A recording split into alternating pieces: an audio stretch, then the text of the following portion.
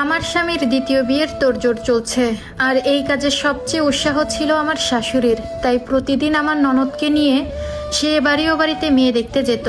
অবশ্য আমাকে বলেই যায়, আগে ননদের সাথে আমার সম্পর্ক খুব ভালো ছিল, কিন্তু সে এখন আমাকে এড়িয়ে চলছে, মায়ের সাথে তাল দিচ্ছে।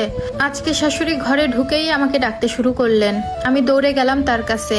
পান চিবুতে চিবুতে বললেন, তারপর কি চিন্তা করলা, থাকবা নাকি যাইবাগা বাপের বাড়ি? আজকে কিন্তু কথা ফাইনাল কইরা আইছি। মাইয়া বেজায় সুন্দর, কি আবিয়াইত্তা মাইয়া, বয়সও কম।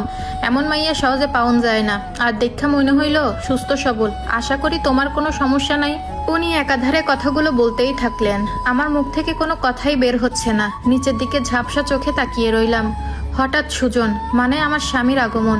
সুজনের আগমন দেখে শাশুড়ি দৌড়ে গিয়ে বললেন, আইসিস বাবা, আজকে যে মেয়ে দেখে আইসি, মাশাআল্লাহ, এক কথায় অসাধারণ। তুই কবে সময় দিতে পারবি? তোর তো দেখে শুনে বুঝে বনি বনা হওয়া লাগবো। সুজন একটু ভেবেই বলল, শুক্রবার যাওয়া যায়। আব্বাকে জিজ্ঞাসা করে দেখো আব্বা ফ্রি থাকে কিনা, আর বাকি দিন তো আমার অফিস থাকে, তুমি তো জানোই। সুজনের মুখে এরকম সহজ স্বাভাবিক কথা শুনে বুকের ভেতরটা মোচড় দিয়ে উঠল। কোনোভাবেই নিজেকে সামলাতে পারলাম না। দ্রুত সেখান থেকে রুমে এসে দরজায় খিল দিলাম। সত্যি সত্যি কি সুজন তাহলে এবার বিয়েটা করেই ফেলবে? নিজের মনকে কোনো কিছুতেই বিশ্বাস করাতে পারছি না। নিজেকে খুব তুচ্ছ লাগছে। একটা সন্তানের জন্য হাহাকার করতে করতে বিয়ের প্রায় 7টা বছর পার হয়ে গেল। আমার বাকি জীবনটা হয়তো সুজনের জন্য হাহাকার করতে করতে কাটবে। সুজন রুমে আসে, আমাকে দেখেও না দেখার ভান করে। কাপড় চোপড় নিয়ে সোজা ওয়াশরুমে চলে যায় গোসল করতে। অবশ্য গত 3 মাস যাবৎ সুজন আমার সাথে ঠিকমতো কথাই বলে না দরকার ছাড়া। আর এখন তো বিয়ের ডিসিশন নিয়েই ফেলেছে, এখন আর কি বা কথা বলবে। আগে আমাকে কাঁদতে দেখলে আমার সামনে হাঁটু গেড়ে বসে থাকতো, চোখের পানিগুলো নিজের হাতে মুছিয়ে জড়িয়ে ধরে বসে থাকতো। আর এখন আমি তার চোখের সামনে, মনের অন্তরালে আমার কান্না ভেজা চোখ সুজনের মনে আর স্পর্শ করে না।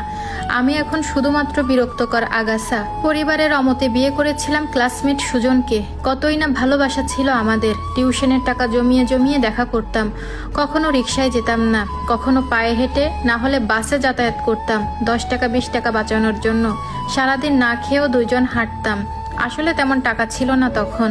যা সেভিংস করতাম তা দিয়ে সুজনের জন্য টুকিটাকি গিফট কিনতাম। অবশ্য ভালোবাসায় আমার থেকে সুজন এক ধাপ এগিয়ে ছিল। আমাকে একটা ছোট্ট বাচ্চার মতো আগলে রাখতো। এই ছেলেটার জন্য কখনোই আমার মন খারাপ হতো না। হাজার কষ্ট নিয়ে সুজনের সামনে দাঁড়ালে সে 1 মিনিটে সব ভুলিয়ে দিত।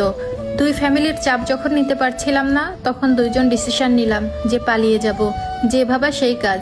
দুইজনে কাঁধে 2টা ব্যাগ ঝুলিয়ে নিয়ে সোজা চলে গেলাম বনানী কাজী অফিসে। রাস্তা থেকে দুইজন সাক্ষী ধরে নিয়ে গিয়েছিলাম। পুরোটাই অ্যাডভেঞ্চার লাগছিল।